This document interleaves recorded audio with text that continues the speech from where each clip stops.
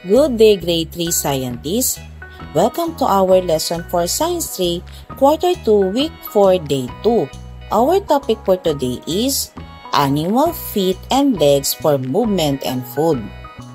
Before we begin, please don't forget to like, share, and subscribe. Thank you. Activating prior knowledge.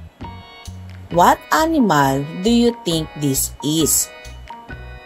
Correct, it is a chicken. Now, how do these feet help the chicken find food? Very good. They help the chicken walk and scratch the ground to find food. Number 2. What animal do you think this is? Correct, it's a butterfly. What body parts are the butterfly is this? That's right, they are the wings of the butterfly. How can their wings help them in finding food?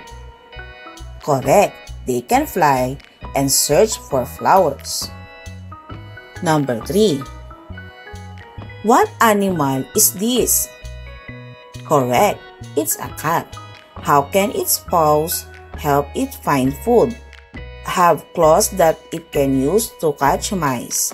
It is also used for walking near food. Number 4. What do you think this animal is? Correct, it's a tiger. How can its legs help in finding food? Correct, it can walk or chase animals that it wants to eat.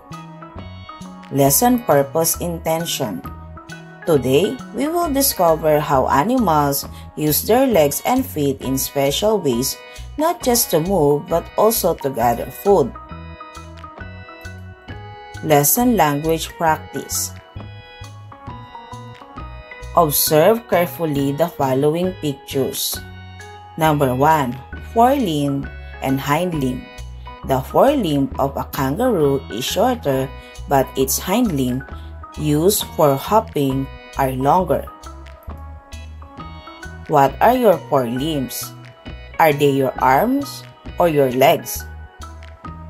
Correct, they are your arms.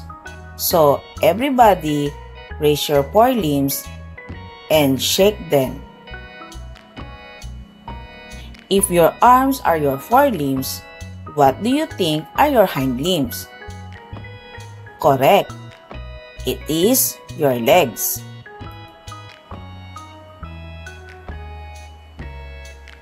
What do you notice? Is there something in the feet of the duck that you don't see in the chickens? What is it? The fingers of the duck are connected. Chicken feet, they are not. When we see this, we say that the feet are webbed. Look at the fingers of your hands. Are they connected to each other? It is no. Are your hands webbed? Definitely the answer is no. Reading the key idea stem.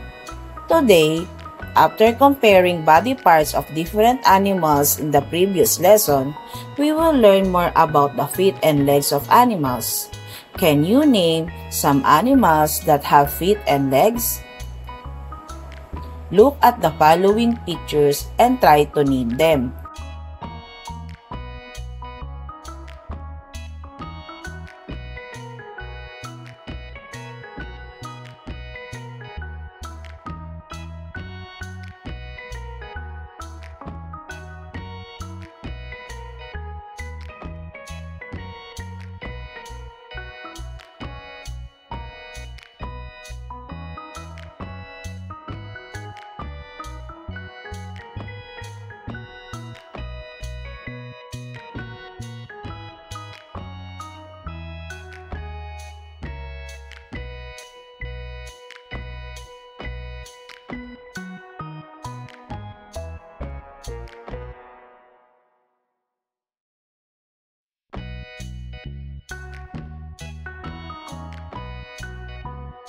What activities do animals use their legs more?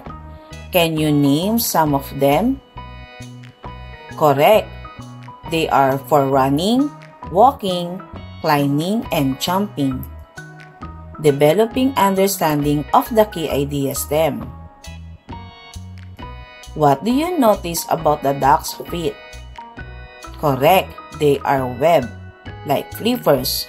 How do these feet help it move?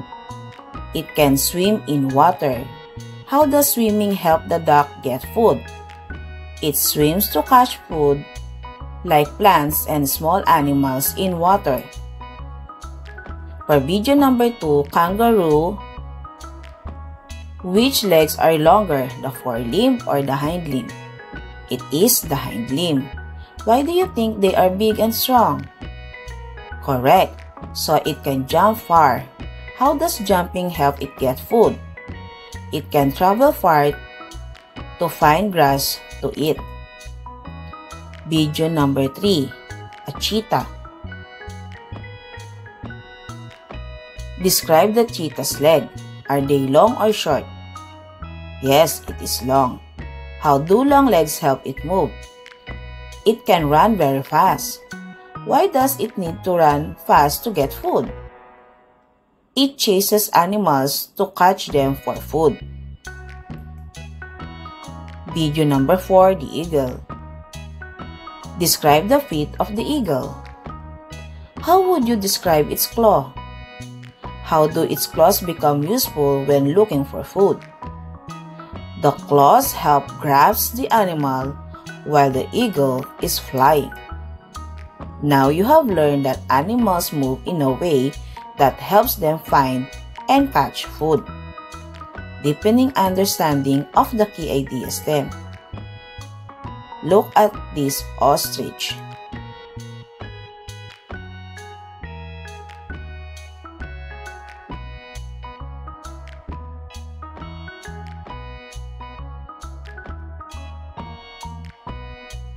What do you think the ostrich can do with its long legs? That's right, it can run very fast. Why is it important for the ostrich to run fast? What could happen if it didn't run quickly? Correct, it could get caught by a dangerous animal. What if the ostrich can't find food nearby? How do you think it uses its legs to find food? That's right, it can travel long distance to find food. This is how the ostrich uses its long legs to move quickly for protection and to find food, reinforcing the idea of legs being essential for both movement and food gathering. Making generalization and abstraction. The shape and size of an animal's legs and feet help them move and find food. Evaluating learning. Direction. Select the letter of the correct answer.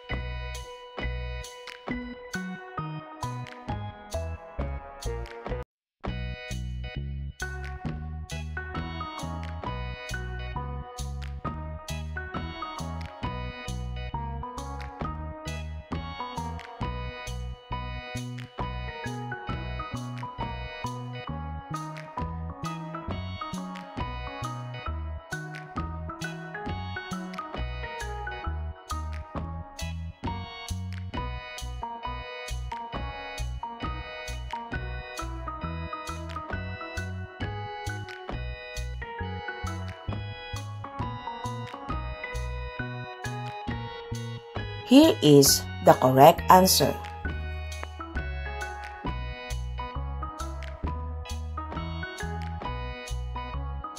Great job today, everyone! You listened well, shared your thoughts, and worked hard. Keep up the good work. Always remember to read, learn, observe, and have fun. See you next time!